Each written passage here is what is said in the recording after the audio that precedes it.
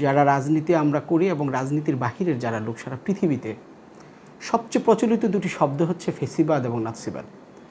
তো আমি বাংলাদেশের রাজনীতিতে সর্বপ্রথম এই ফেসিবাদ অর্থাৎ শেখ হাসিনা সরকারটাকে ফেসিজম বা ফেসিস সরকার হিসাবে সর্বপ্রথম অভিহিত করার রাজনৈতিক বক্তব্য আমি পেয়েছিলাম বিএনপির মহাসচিব শ্রদ্ধেয় মির্জা ফখরুল ইসলাম আলমগীর তার বক্তব্যে বলেন। তো প্রথমে আমি এটাকে জাস্ট একটা বক্তব্য হিসাবে দেখেছিলাম বা ওইভাবে গুরুত্ব দেয়নি, কিন্তু এক দুটো বক্তৃতার পরে আমি দেখলাম যে উনি বারবারই এই ফেসিবাদে সরকারকে ফেসিস সরকার হিসাবে অভিহিত করতে চাচ্ছেন। তখন এই বিষয়ে আমার কিছু পড়াশোনা হয়তো ছিল। আমি তখন চিন্তা করলাম যে এই পড়াশোনাটা আমি আরেকটু দেখি আসলে সরকারটা কিভাবে টিকে আছে। এটা হয়তো 2020-21 সালের দিকের ঘটনা। তো আমি এই বিষয়ে একটু খোঁজখবর নিয়ে আমি দেখলাম যে এই ফেসিজম নিয়ে দ্য ডক্ট্রিন অফ ফেসিজম নামে একটি তত্ত্ব হাজির করেছেন বেনিতো মুসোলিনি নিজেই, যদিও তার তৎকালীন সময়ের শিক্ষামন্ত্রী বা শিক্ষা উপদেষ্টা জিওভান্নি তার সাথে এই লেখায় জড়িত ছিল। এর আগে বেনেদিত্তো ক্রোচিও এর সাথে জড়িত ছিল, ক্রোচিও তার মন্ত্রিপরিষদের সদস্য ছিলেন। তো আমি এটার তত্ত্বগুলো দেখার আমি চেষ্টা করেছি যে কী তত্ত্বের উপর ভিত্তি করে একটা ফেসিস্ট সরকার টিকে থাকতে পারে। তো আমি অবাক হয়েছি। আমি আপনাদের এই সম্পর্কে বলে রাখি যে মুসোলিনির জ্ঞান এবং প্রজ্ঞা আমাকে সত্যিভাবে অবাক করেছিল, কারণ তার সম্পর্কে তার জ্ঞানের গভীরতা এত বেশি, সেটা আমার এতটা ধারণা ছিল না যে তার আসলে পড়াশোনার মান কিন্তু খুব ভালো ছিল।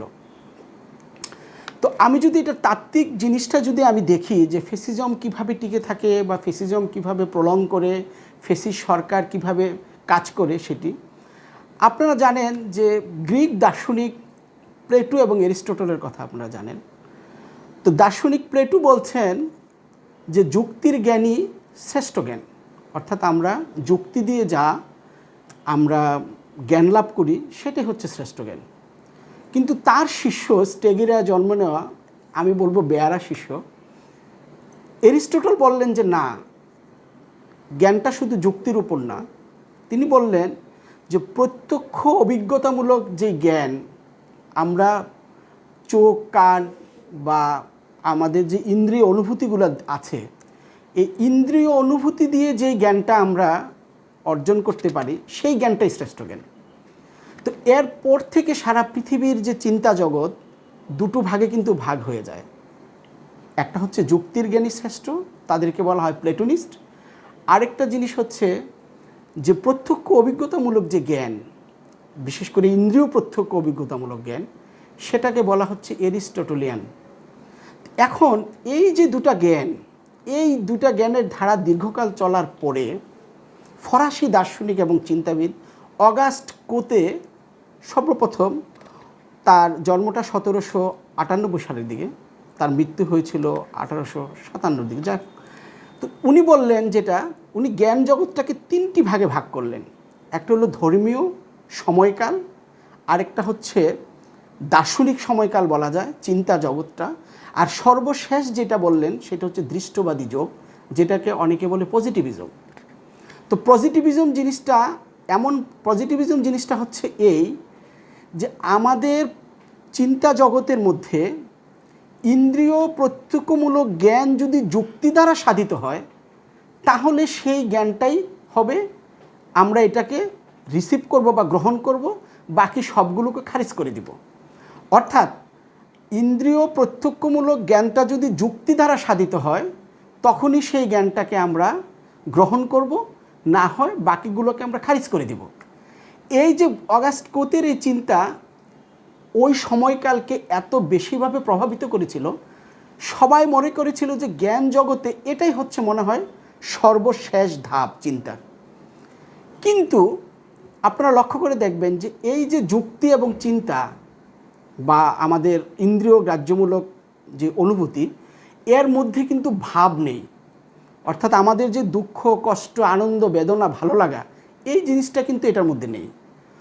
এই অবস্থা থেকে পরিত্রাণ পাওয়ার জন্য, এই অবস্থাটাকে থেকে মুক্তির জন্য নতুনভাবে চিন্তা করলেন এই যে ইতালির কিছু চিন্তাবিদ, তার মধ্যে ভ্যালভ্রিতো রোকো, আপনার বেনিতো মুসোলিনি, বেনেদিত্তো ক্রোচে, আর হচ্ছে তার সাথে আছেন জেন্টেল জিওভান্নি।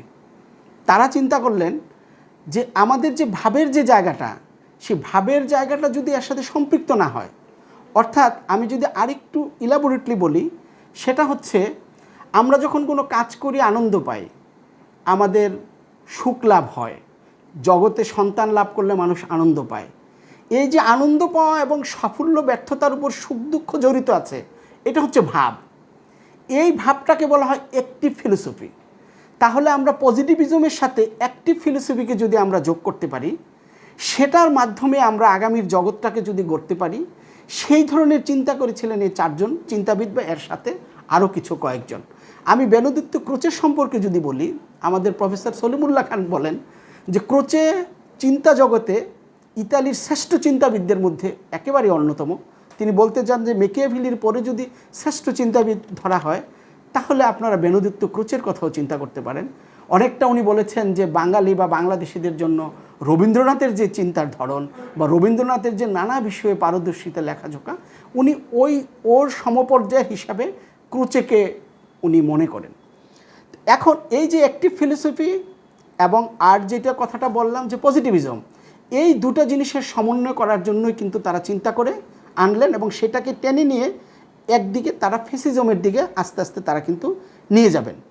এবং 1932 সালে যে ডক্ট্রিন অফ ফেসিজম লেখাটা, এই লেখাটাকে একাডেমিক্যালি আমি চিন্তা করে আমি একটা সংবাদপত্রে একটা লেখা ছাপিয়েছিলাম, বা তারা যেভাবে ছেপে আমি বলেছিলাম যে ফেসিবাদের স্বরূপ উন্মোচন। কিন্তু পত্রিকা নয়াদিগন্ত পত্রিকা হেডলাইনটা চেঞ্জ করে দিয়েছে। তখনকার সময়কালটা এমন ছিল, যদিও শ্রদ্ধা মাসুম খলিলি উনি আমাকে ফোন দিয়ে বলেছিলেন যে আপনিও বেঁচে থাকেন, আমরাও বেঁচে থাকি। এটা উনি দিয়েছিলেন ফেসিবাদের তাত্ত্বিক বয়ান। এটা 28শে এপ্রিল নয়াদিগন্তে। এটার একটা একেবারেই ধরেন যে হালকা একটা ভার্সন যেভাবে করা যায় ওই সময়ের সরকারকে, বিশেষ করে ফেসিস্ট হাসিনা সরকারকে, অর্থাৎ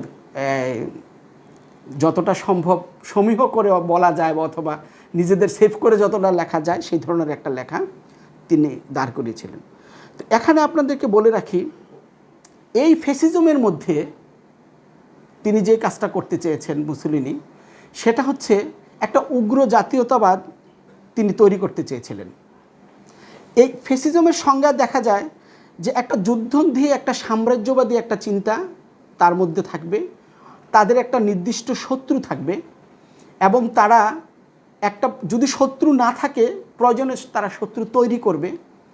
এবং মুসোলিনি তার তত্ত্বে বলেছিলেন, তিনি অনেকটা দৃঢ়তার সাথেই বলেছিলেন যে আগামী শতাব্দীটা হবে ফেসিজমের যুগ, অর্থাৎ এই একবিংশ শতাব্দী, বিংশ শতাব্দী, এই সম্পর্কে তিনি খুব কিন্তু কনফিডেন্টলি কিন্তু এই কথাটা বলেছিলেন। তিনি একটি দল গঠন করেন সর্বপ্রথম 1919 সালে মুসোলিনি। সেই দলটার নাম ছিল ফাসি দি কম্বাত্তিমেন্তো। ফাসি দি কম্বাত্তিমেন্তো, এটা ইতালিয়ান শব্দ, অর্থাৎ সেটা হচ্ছে সংঘাতের দল, বিপ্লবের দল, এমন একটা জিনিস।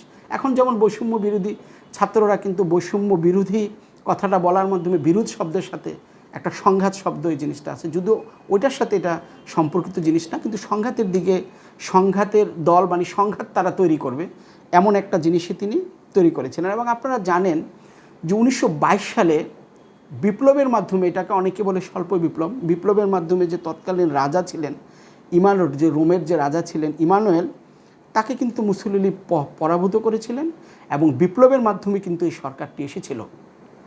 এবং বিপ্লবের মাধ্যমে এই সরকার আসার পরে আমাদের রবীন্দ্রনাথ সহ, এবং সেই সরকারে বেনেদিত্তো ক্রোচের কথা বলেছি, তিনি যোগ দিয়েছিলেন।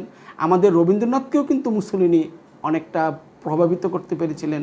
তিনি যখন ইতালিতে যান তখন তিনি তার সাথে দেখা করেছিলেন, খুব প্রশংসা করেছিলেন। পরবর্তীতে রমারোলা যখন তাকে সতর্ক করে, সে কথাগুলো পরবর্তী সময়ে আমি বলবো।